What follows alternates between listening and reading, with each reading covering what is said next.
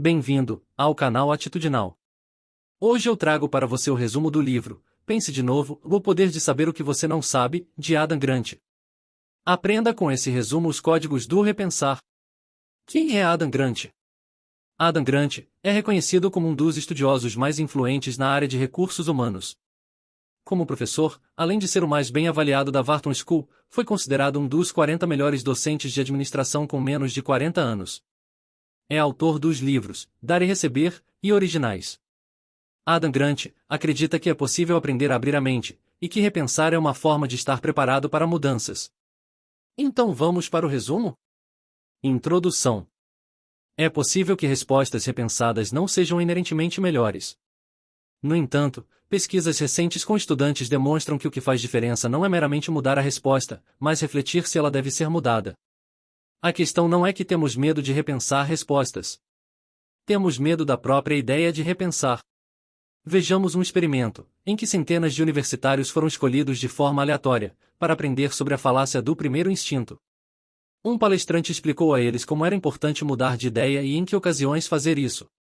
Mesmo assim, nas duas provas seguintes que fizeram, os estudantes não se mostraram nem um pouco mais propensos a reconsiderar suas respostas. Parte do problema é a preguiça criativa. Alguns psicólogos alegam que somos sovinas mentais, preferimos a facilidade de nos agarrarmos a visões antigas à dificuldade de compreender ideias novas. Mas existem também forças mais profundas por trás dessa resistência. Quando nos questionamos, o mundo se torna mais imprevisível. Somos forçados a admitir que os fatos podem ter mudado, que algo que antes era correto pode ser errado agora. Repensar algo em que acreditamos piamente é uma ameaça à nossa identidade, nos dá a sensação de que estamos perdendo parte de nós. Meu objetivo neste livro é explorar como se dá a reavaliação de um pensamento. Procurei os dados mais convincentes e alguns dos maiores repensadores do mundo. A primeira parte tem como foco abrir nossa mente. Você vai descobrir por que um empreendedor com um olhar no futuro ficou preso ao passado, como uma candidata inesperada à presidência de seu país começou a encarar a síndrome do impostor como uma vantagem, como um cientista vencedor do Prêmio Nobel aceita de bom grado estar errado, como os melhores analistas políticos do mundo atualizam suas opiniões e como um cineasta do Oscar consegue ter discussões construtivas. A segunda parte avalia como podemos incentivar outras pessoas a rever seus conceitos. Você vai aprender como um campeão internacional de debates vence argumentos e como um músico negro convence supremacistas brancos a abandonar o ódio. Vai descobrir também como um tipo especial de escuta auxiliou um médico a mudar a percepção de pais e mães a respeito de vacinas, e ajudou uma política a convencer um líder militar ugandês a iniciar negociações pela paz. E, se você for torcedor do Yankees, vou tentar convencê-lo a torcer pelo Red Sox. A terceira parte trata de como criar comunidades de aprendizado vitalício. No aspecto social, tratarei de um laboratório especializado em conversas difíceis, para esclarecer de que modo podemos nos comunicar melhor sobre questões polêmicas, como aborto e mudança climática. Em relação às escolas, veremos de que maneira educadores ensinam crianças a repensar, encarando as salas de aula como museus, abordando projetos como se fossem marceneiros e reescrevendo livros didáticos já consagrados. E concluiremos com uma reflexão sobre a importância de reconsiderar nossos planos mais detalhados. Parte 1. Repensamento individual, como atualizar nossas próprias opiniões. O primeiro sucesso de Mike Lazaridis veio quando ele patenteou um aparelho para ler os códigos de barra, em películas de filme, algo tão útil para Hollywood que lhe rendeu um Emmy e um Oscar, por contribuição técnica. E isso não foi nada comparado à sua grande invenção seguinte, que transformou seu negócio na empresa que mais crescia no mundo. O principal produto de Mike logo atraiu uma legião de seguidores, com clientes inveterados, que iam de Bill Gates a Christina Aguilera. Mike Lazaridis bolou o BlackBerry como um aparelho de comunicação portátil para enviar e receber e-mails. Em meados de 2009, o aparelho representava quase a metade do mercado de smartphones americano. Em 2014, no entanto, sua presença havia despencado para menos de 1%. Quando uma empresa sofre uma queda vertiginosa como essa, é impossível definir um único motivo, então tendemos a antropomorfizá-la. A BlackBerry não conseguiu se adaptar. Mas se adaptar a um ambiente em transformação não é algo que uma empresa faça, e sim pessoas, por meio de muitas e muitas decisões, que tomam todos os dias. Como cofundador, presidente e co-CEO, Mike era encarregado de todas as decisões técnicas e de produto na BlackBerry. Apesar de suas ideias terem sido a faísca que deu início à revolução dos smartphones, sua dificuldade em repensar as coisas acabou travando o fôlego da empresa, e praticamente asfixiando sua invenção. Onde foi que ele errou? Repensar é uma habilidade, mas também uma mentalidade. Muitas das ferramentas mentais de que precisamos nós já temos, só precisamos nos lembrar de pegá-las, lá do fundo do baú e tirar a ferrugem. Com os avanços no acesso, às informações, e à tecnologia, o conhecimento não apenas aumenta, ele aumenta em proporções cada vez maiores. A quantidade de informações que se consumia por dia em 2011 era 5 vezes maior do que aquela que se consumia 25 anos antes. Em 1950, levávamos cerca de 50 anos para dobrar nosso conhecimento de medicina. Em 1980, ele passou a dobrar a cada 7 anos, em 2010, em metade desse tempo. O ritmo acelerado das mudanças nos obriga, mais do que nunca, a aprender a questionar rapidamente nossas crenças. Imagine que você tem um amigo de família, que é consultor financeiro, e ele recomenda um investimento, que outro consultor muito entendido no assunto julga arriscado. O que fazer? Quando se viu nessa situação, um homem chamado Stephen Greenspan decidiu comparar o alerta do amigo, desconfiado com os dados disponíveis. Fazia muitos anos que a irmã de Stephen investia no fundo recomendado pelo consultor, e estava satisfeita, assim como vários amigos. Apesar de os rendimentos não serem extraordinários, eram consistentemente satisfatórios. O consultor acreditava tanto no potencial do fundo que investia o próprio dinheiro nele.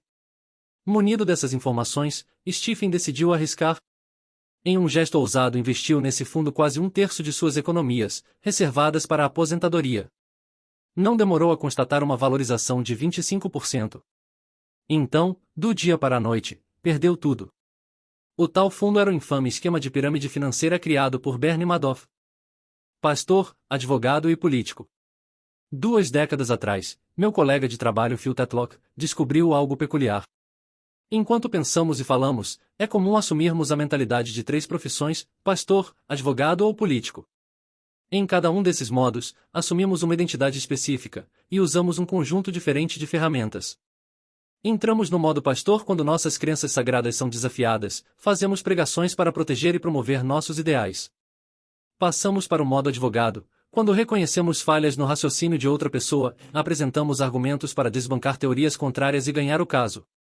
Vamos para o modo político quando tentamos conquistar uma plateia, fazemos campanha e lobby pela aprovação dos eleitores. O risco disso é nos tornarmos tão envolvidos em pregar nossas crenças certas, em argumentar contra as crenças erradas dos outros, e em discursar em busca de apoio, que não nos damos ao trabalho de repensar nossas visões. É preciso entrar no modo cientista. Mas ser cientista não se trata apenas de uma profissão. É um estado de espírito, uma forma de pensar diferente de pregar, de advogar e de fazer política. Entramos no modo cientista quando buscamos a verdade, fazemos experimentos para testar hipóteses e encontrar o conhecimento. As ferramentas científicas não são exclusivas de pessoas com jaleco branco e tubos de ensaio. As hipóteses pertencem à nossa vida, tanto quanto aos laboratórios. Fizeram Jobs mudar de ideia. Em 2004, um pequeno grupo de engenheiros, designers e profissionais de marketing apresentou a Jobs a proposta de transformar seu produto de maior sucesso, o iPod, em um telefone. Por que cargas d'água a gente faria uma coisa dessas? Rebateu Jobs. É a ideia mais ridícula que já ouvi. A equipe tinha percebido que os celulares começaram a apresentar a capacidade de tocar música, mas Jobs achou que acabariam canibalizando o lucrativo mercado de iPod da Apple. Ele odiava empresas de telefonia celular. Pesquisas mostram que, quando estamos lidando com alguém que resiste a transformações, é importante reforçar o que vai permanecer igual. Pensar em mudanças se torna mais interessante quando se inclui continuidade. Apesar de nossa estratégia ser capaz de evoluir, nossa identidade persiste. Os engenheiros que trabalhavam com Jobs sabiam que essa era uma das melhores formas de convencê-lo. Garantiram que não transformariam a Apple em uma empresa de celulares. Ela continuaria vendendo computadores, o plano era manter os produtos existentes, e apenas acrescentar um celular. A Apple já colocava 20.000 músicas no bolso das pessoas, por que não colocar tudo mais? Seria preciso repensar a tecnologia, mas o DNA da empresa seria preservado. Depois de 6 meses discutindo a ideia, Jobs finalmente ficou curioso o suficiente para aceitá-la, e 2 equipes diferentes começaram uma corrida de experimentos, para determinar se deveriam acrescentar a capacidade de fazer chamadas ao iPod, ou transformar o Mac em um tablet em miniatura, que também servisse como telefone. Apenas 4 anos após seu lançamento, o iPhone era responsável por metade dos lucros da Apple. Uma das maiores especialistas mundiais em conflito é uma psicóloga organizacional da Austrália, chamada Karen G. Quando você pensa em conflito, provavelmente visualiza aquilo que te chama de conflito pessoal, brigas pessoais, emotivas, cheias não apenas de atrito, mas também de hostilidade. Mas identificou outro tipo, chamado conflito funcional, embates sobre ideias e opiniões. Temos um conflito funcional quando discutimos sobre qual candidato contratar, em qual restaurante jantar ou se devemos batizar nosso filho de Gertrudes ou Quasar. A questão é que os dois tipos de conflito têm consequências diferentes. Numa pesquisa, os grupos com desempenho ruim começaram com mais conflito pessoal do que funcional. Eles iniciaram rixas particulares e estavam tão ocupados se detestando que não se sentiam à vontade para se desafiarem. Muitas das equipes levaram meses para conseguir amenizar seu problema de relacionamento e, quando finalmente passaram a debater decisões fundamentais, era tarde demais para repensar seu rumo. O que aconteceu com os grupos com bom desempenho? Como era de se esperar, começaram com poucos conflitos pessoais, e permaneceram assim durante o trabalho. Isso não impediu de ter conflitos funcionais. Desde o princípio, ninguém hesitava em expor perspectivas opostas. Ao resolverem algumas desavenças, eles conseguiam chegar a um consenso sobre a direção a seguir, até se depararem com novas questões a debater. No ano 2000, a Pixar estava com tudo. Eles haviam usado computadores para repensar a animação, em seu primeiro sucesso, Toy Story, e tinham acabado de lançar mais 2 filmes de destaque. Mas os fundadores da empresa não queriam parar por aí. Eles recrutaram um diretor externo chamado Brad Bird, para dar uma renovada. Brad tinha acabado de lançar seu primeiro longa, que foi um sucesso de crítica, mas um fracasso nas bilheterias, então estava empolgado para fazer algo grande e ousado. Quando ele apresentou sua ideia, a liderança técnica da Pixar disse que seria impossível, precisariam de uma década e 500 milhões de dólares para executá-la. Observe o que Brad não fez. Ele não encheu sua equipe de pessoas agradáveis. Esse tipo de personalidade forma equipes e redes de apoio ótimas, que gostam de nos incentivar e torcem pelo nosso sucesso.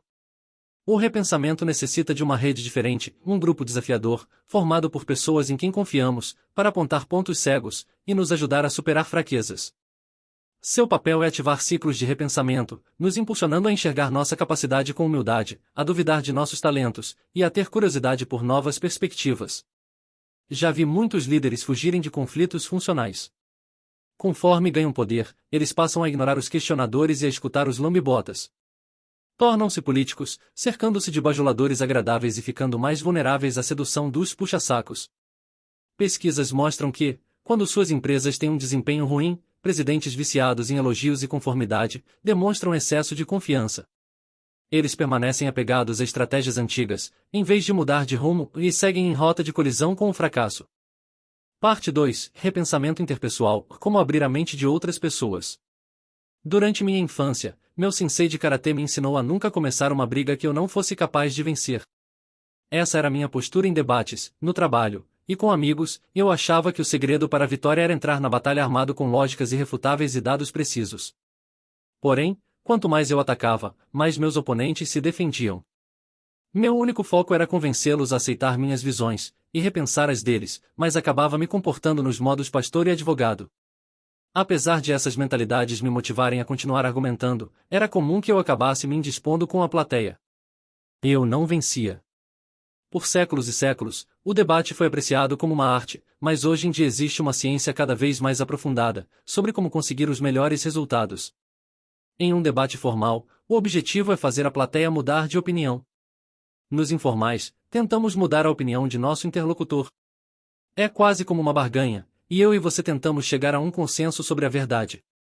Estudei psicologia de negociação, para absorver mais conhecimento, e melhorar minha habilidade de vencer debates, e com o tempo, usei o que aprendi para ensinar técnicas a líderes empresariais e governamentais. Acabei convencido de que meus instintos, e o que aprendi no karatê, estavam completamente errados. Numa guerra, o objetivo é ganhar terreno, não perder, então costumamos ter medo de nos render em algumas batalhas. Em uma negociação, concordar com o argumento do oponente é um ato apaziguador. Os especialistas reconheceram que, na dança, eles não podiam ficar parados e esperar que as outras pessoas executassem todos os passos. Para ter harmonia, precisavam dar um passo para trás, de vez em quando. Uma diferença era visível, antes mesmo de qualquer voluntário se sentar à mesa de negociações. Antes de começar, os pesquisadores entrevistaram ambos os grupos sobre seus planos.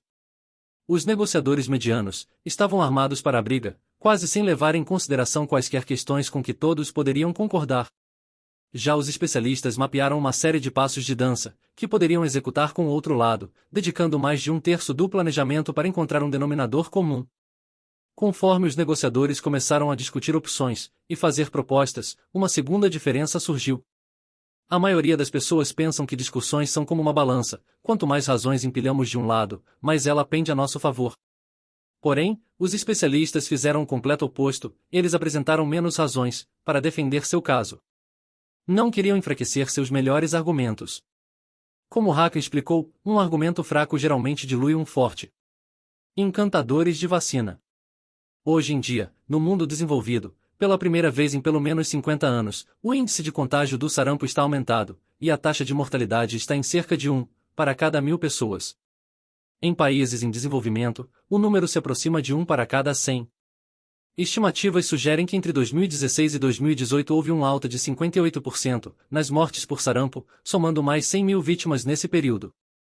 Essas fatalidades poderiam ter sido prevenidas pela vacina, que salvou cerca de 20 milhões de vidas nas últimas 2 décadas. Se o medo da vacina era infundado, era hora de oferecer uma dose de verdade. No geral, os resultados foram insatisfatórios. Em uma dupla de experimentos na Alemanha, o tiro saiu pela culatra. Em tentativas de apresentar pesquisas sobre a segurança das vacinas, as pessoas acabavam acreditando que elas eram ainda mais arriscadas. Parecia que não havia argumentos lógicos ou explicações baseadas em dados capazes de abalar a convicção de que vacinas são perigosas. O pequeno Toby, filho de Marie-Hélène Etienne Rousseau, finalmente recebeu alta de tratamento de sarampo após 5 meses no hospital, mas permanecia muito vulnerável. Os enfermeiros sabiam que aquela seria a última chance de vaciná-lo, então chamaram um encantador de vacinas, um médico local, com uma abordagem radical, para ajudar jovens pais a repensarem sua resistência a imunizações. Ele não pregava nem argumentava contra os tutores, não agia como pastor, advogado nem político. Entrava no modo cientista e os entrevistava. O processo da entrevista motivacional envolve 3 técnicas fundamentais. Técnica 1. Fazer perguntas abertas àquelas cuja resposta não se limita a sim ou não. Técnica 2. Escutar de forma reflexiva. Técnica 3. Afirmar o desejo e a capacidade da outra pessoa de mudar. Enquanto Marie-Hélène se preparava para levar Toby para casa, os enfermeiros chamaram um encantador de vacinas, um neonatologista e pesquisador, chamado Arnaud Gagnon. Sua especialidade era aplicar técnicas de entrevista motivacional a discussões sobre vacinas. Quando se sentou para conversar com Marie-Hélène, Arnaud não a julgou por não vacinar os filhos nem ordenou que ela mudasse. Seu comportamento era como de um cientista, ou de um Sócrates menos ríspido, como descreveu o jornalista Eric Bodman, ao relatar o encontro. Arnaud disse a Marie-Hélène que tinha medo do que poderia acontecer a Toby, se ele pegasse sarampo, mas que aceitava sua decisão e queria entendê-la. Por mais de 1 hora, o médico fez perguntas abertas, sobre como ela havia chegado à decisão de não vacinar. Ouviu as respostas com atenção. No fim da conversa, Arnaud lembrou a Marie-Hélène que ela era livre para imunizar, ou não um filho. Vitória. Antes de sair do hospital, Marie-Hélène vacinou Toby. Parte 3. Repensamento coletivo, como criar comunidades de aprendizes vitalícios. Há 8 anos, Erin McCarthy dá aula de estudos sociais, na região de Milwaukee, no Wisconsin. Sua missão é cultivar o interesse pelo passado, mas também motivar os alunos a atualizar seu conhecimento sobre o presente. Em 2020, ela ganhou o prêmio de professora do ano, do estado.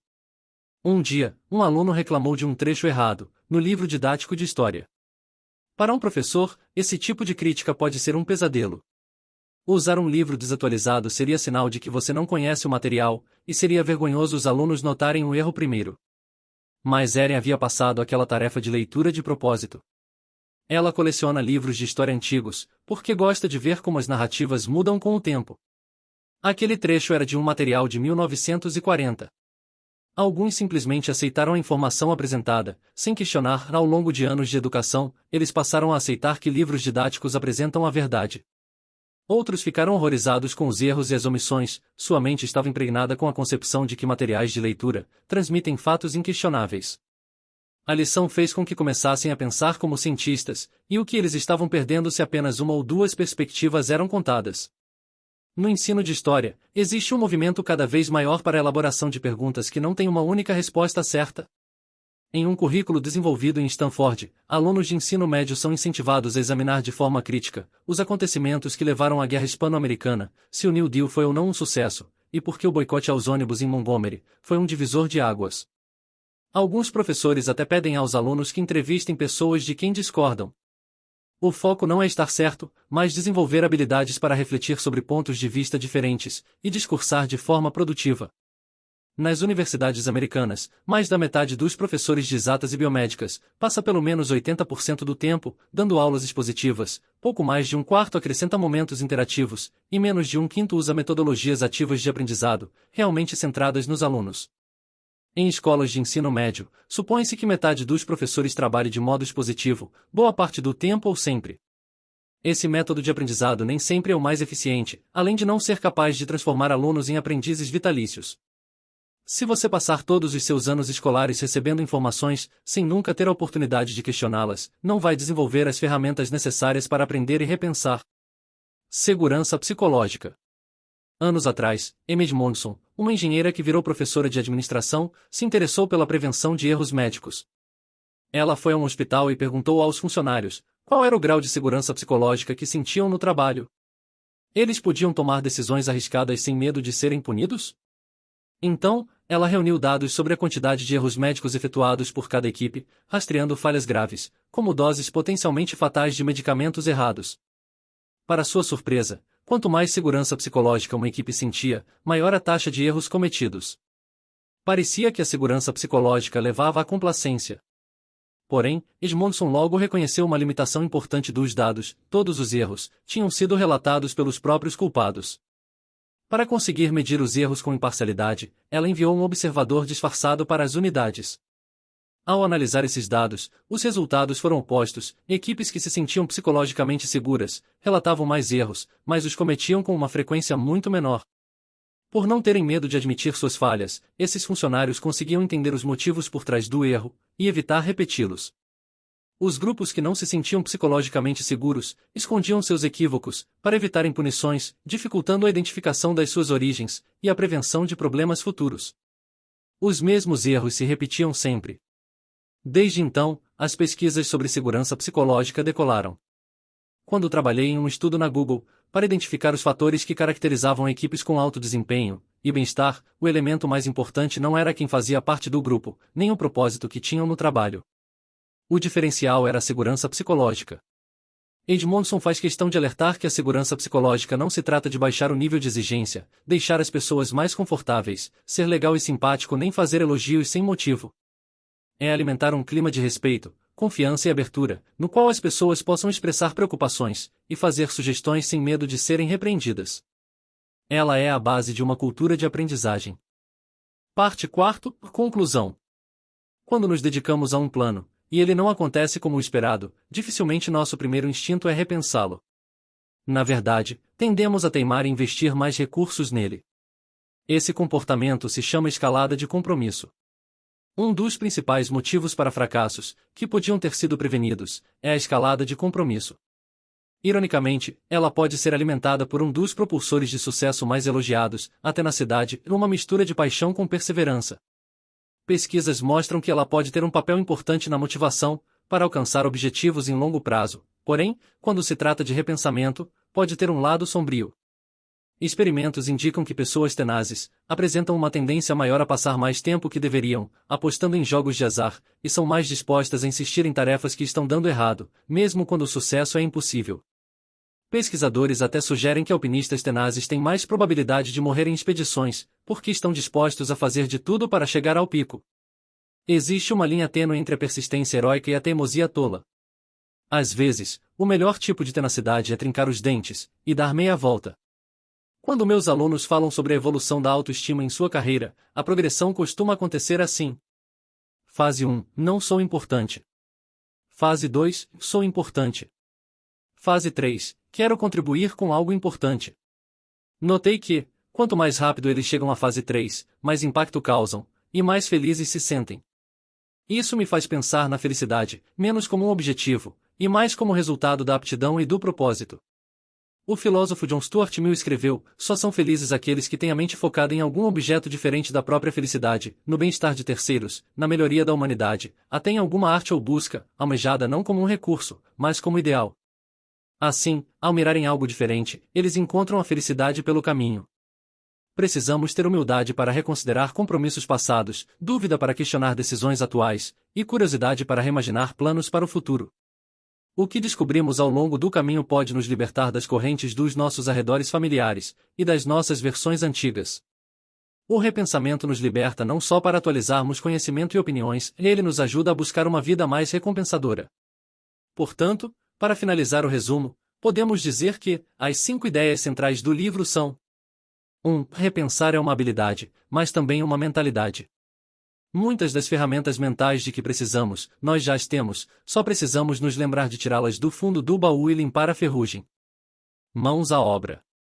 2. Enquanto pensamos, é comum assumirmos a mentalidade de 3 profissões: pastor, advogado ou político. Entramos no modo pastor quando nossas crenças são desafiadas, no modo advogado, quando desbancamos teses contrárias, no modo político para conquistar eleitores, mesmo à custa da verdade. É preciso entrar no modo cientista, testando hipóteses.